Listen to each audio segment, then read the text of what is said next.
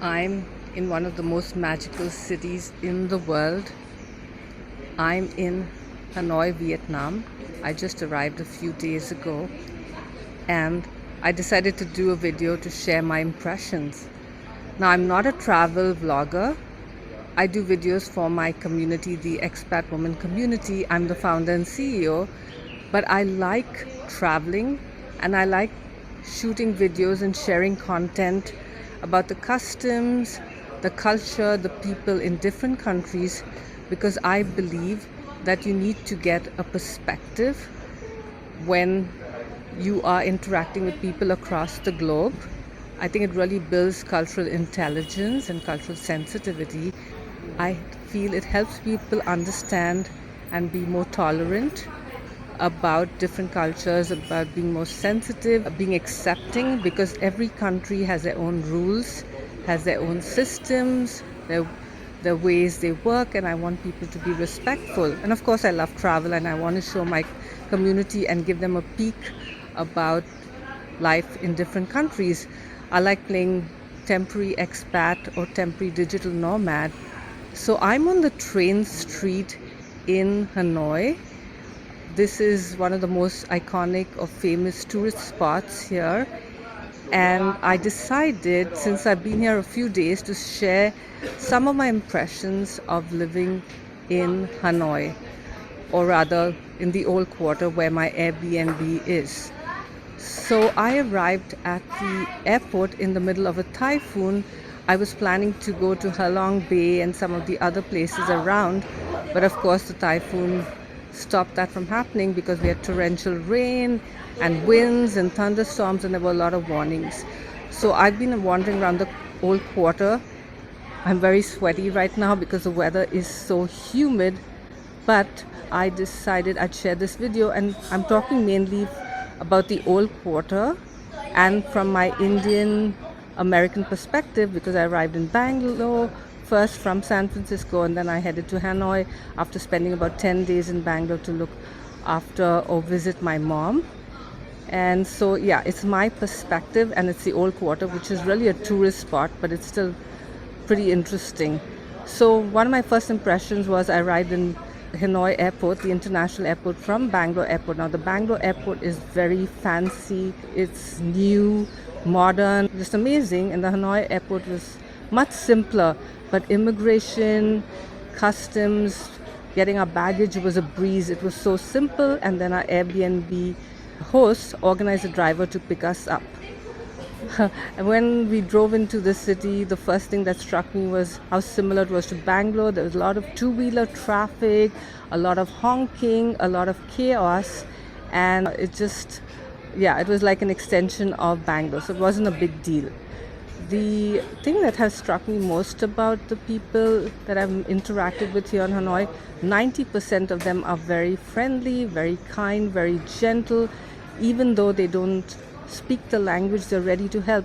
So the next impression is all the signs are in Vietnamese. I think it's very refreshing because it forces you to learn the language. I just saw maybe one or two which also had an English sign. A few of the storekeepers can speak a little English, but mostly it's Vietnamese, so you can use an app like Google Translate to help you communicate with them. And there's flags everywhere. People seem very patriotic. Every other store in the Old Quarter is a massage parlor or a tour or money exchange shop.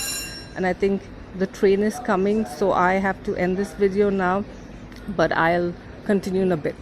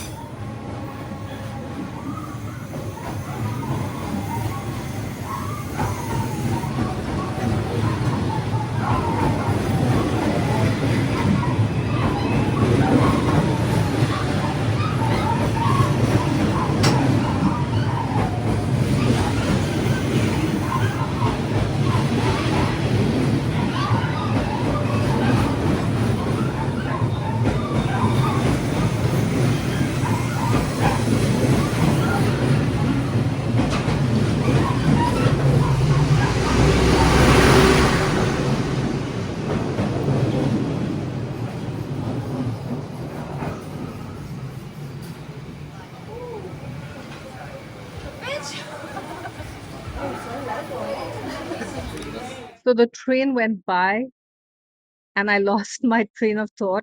And so I decided to continue the video at my lovely Airbnb on the balcony.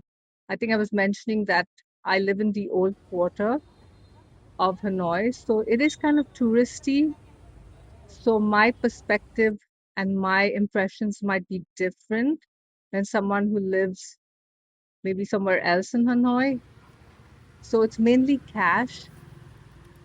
Most of the places around here are small vendors, so they only accept cash. So I have seen some folks have like a QR code, maybe you pay by Google Pay. I'm only doing cash. I usually use the Wise card, but for some reason Wise isn't working.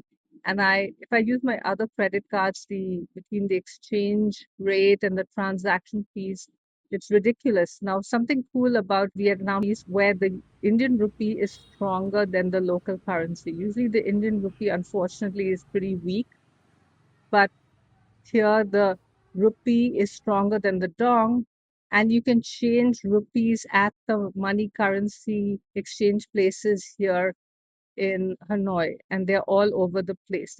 The street I'm living on is called Hang Back, and it's a jeweler street. Apparently, there's about 32 or 36 streets, and each street has a specific theme. Like there's one street for embroidery and beads and lace and stuff. There's another street for books. There's another street for temple offerings, lamps, altars, etc. I saw a street for cremations or burials with flowers and urns and stuff. There's streets with clothes and shoes, a lot of knockoffs of big brands on those streets. So it's pretty fascinating. There's so many eating joints, there's street vendors.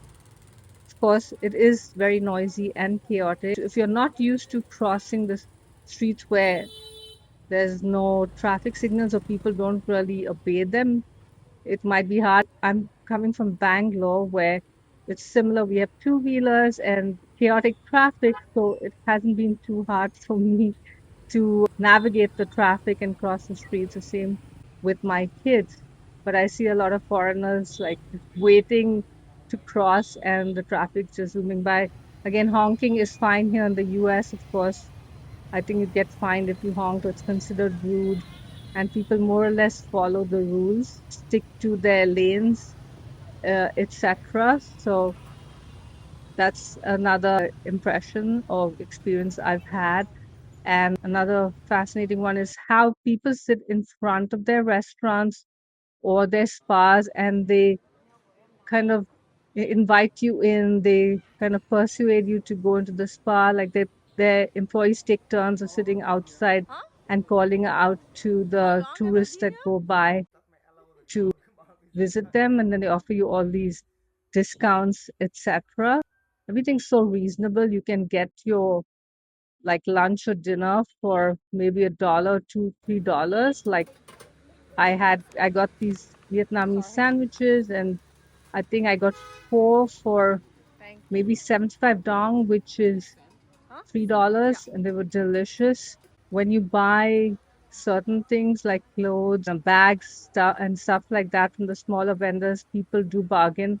Now, some places they say no, no discount, and you respect that, but other places they seem flexible. Again, I come from India where we do bargain a lot, not so much in the retail stores, but the street vendors, etc. I don't know if it's good or bad, and I hope I'm not going to get a lot of negative comments because I say bargaining is okay. I know everyone has to survive and live, but I've heard that just like in India, they price everything three times higher so that when you bargain, they still get the price they wanted. And it's kind of like a game, and you say, no, I'm not interested, and you leave, and then they call you back, etc.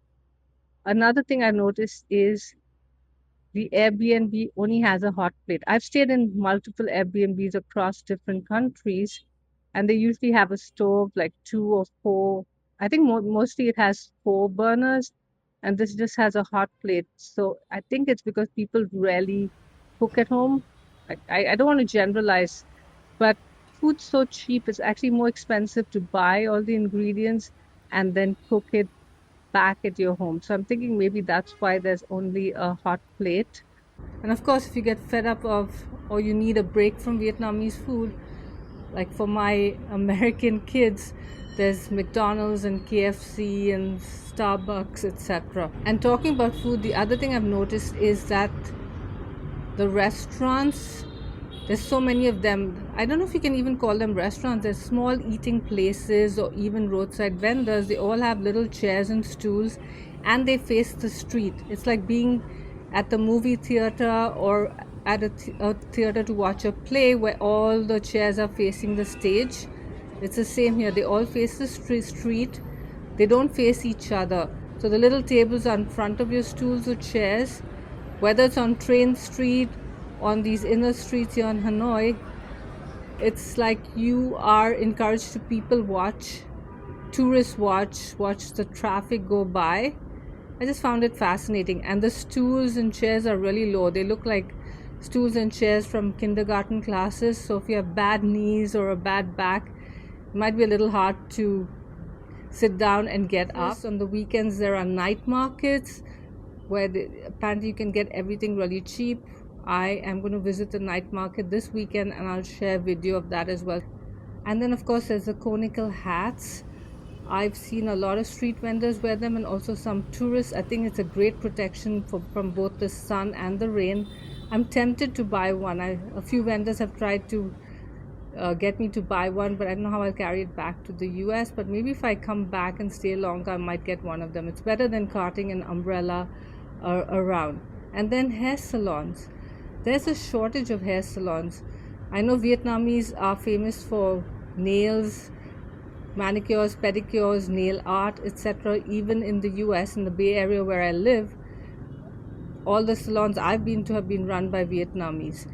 Over here, they also offer massages and facials. I think even ear washing, and then of course nourishing hair and nourishing shampoo for your hair or hair wash. But no hair salons. But the other day I was lost and I discovered a hair salon and I really needed a haircut. So I was so happy to find it. Maybe for every, I'd say 100 nail spas, there's one hair salon. But this muggy weather and the rain has destroyed the nice hairstyle this guy gave me. But I'll take it because I got a great haircut. Again, very affordable and reasonable. It's also very hot and humid here. Last year I was in Japan. The weather feels similar. I just came from Bangalore where we had the monsoons or the rainy season. And even though we've had the typhoon here, now that it's past, it's really hot and muggy. And you can see I'm sweating profusely. So I feel I've only scratched the surface with Vietnam. There's so much more to discover and explore. And again, it's not even Vietnam. I'm just in the Old Quarter in Hanoi. So I'm sure there's a whole world out there in Vietnam waiting to be discovered. And hopefully, I'll be able to visit again and do some more videos. If you've been to Hanoi or to Vietnam, let me know what were your impressions of this city, of this country. And if you like this video, hit the like button, subscribe if you haven't subscribed yet, and I'll see you soon. Thank you.